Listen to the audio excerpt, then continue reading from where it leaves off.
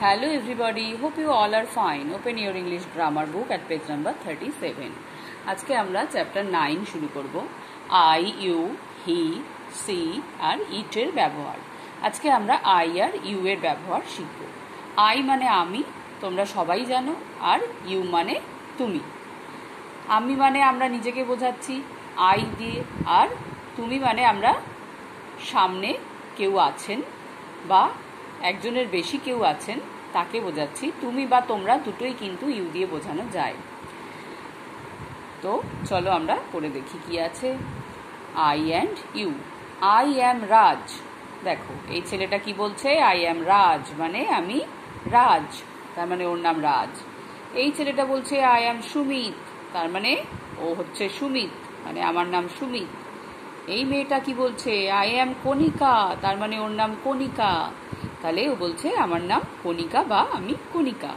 তাহলে আমরা কি দেখছি, ছেলেরা এবং মেয়েরা সবাই নিজেকে আই বলছে, আই বলে পরিচয় দিচ্ছে। আই মানে আমি, সেটা ছেলেদের ক্ষেত্রেও মেয়েদের ক্ষেত্রেও।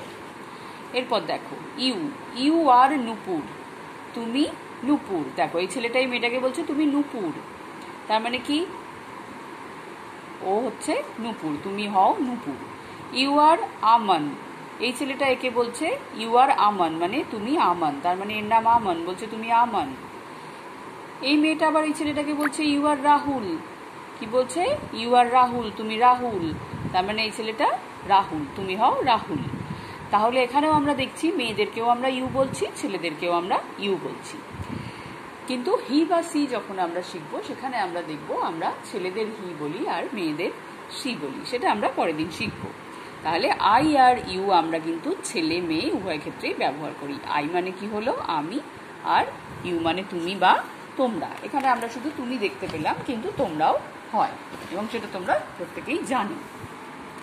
তাহলে we use I and you for a boy, a girl, a man or a woman. তাহলে আমরা আই আর ইউ কাদের ক্ষেত্রে ব্যবহার করি, একটা ছেলে, একটা মেয়ে, একজন পুরুষ মানুষ বা একজন মহিলার জন্য। তাহলে কোথায় কোথায় আমরা ব্যবহার করি তোমরা শিখলে। এখানে আমাদেরকে এবার নিজে নিজে সেই ব্যবহারটার প্রয়োগ করতে হবে। কি আছে বিতে, fill in the blanks with I or you. এখানে যে শূন্যস্থান বা ব্ল্যাঙ্কগুলো দেওয়া আছে সেগুলো আই অথবা ইউ দিয়ে পূরণ করতে হবে। কোথায় আই হবে কোথায় ইউ হবে তোমাদের কিন্তু ছবি দেখে আর পড়ে বুঝতে হবে। দেখো প্রথমে কি আছে, ড্যাশ অ্যাম আ বয়। তোমরা কিন্তু আরও একটা জিনিস দেখে বুঝতে পারবে, যেটা তোমরা ট্রান্সলেশন করতে গিয়ে শিখেছো। আই এর পর কিন্তু সবসময় অ্যাম হয় আর ইউ এর পর আর হয়। তাহলে তোমরা যখনই দেখবে ব্ল্যাঙ্কের পর অ্যাম আছে সেখানে তোমরা নিঃসন্দেহে আই বসিয়ে দেবে। তাহলে কি হবে, I am a boy. Dash are a girl, তাহলে ইউ আর আ গার্ল হবে। ড্যাশ অ্যাম রোহন, তাহলে এখানে কি হবে তোমরা নিজেরাই করতে পারবে। ড্যাশ অ্যাম কিরণ, এখানে কি হবে সেটাও তোমরা করতে পারবে। ড্যাশ আর মিনা, নিশ্চয়ই এখানে ইউ হবে। এরপর আছে ড্যাশ আর দিব্যা, এটা তোমরা নিজেরা করবে। ড্যাশ অ্যাম রানী, আর ড্যাশ আর বিজয়, ড্যাশ আর রামু। এই তিনটে তোমরা নিজে নিজে করবে এবং তোমরা করতে পারবে আমি জানি, কারণ তোমরা এগুলো জানো, তাই তো? যদি বুঝতে অসুবিধা হয় ক্লাসে জেনে নেবে। সবাই ভালো থাকবে, বাই।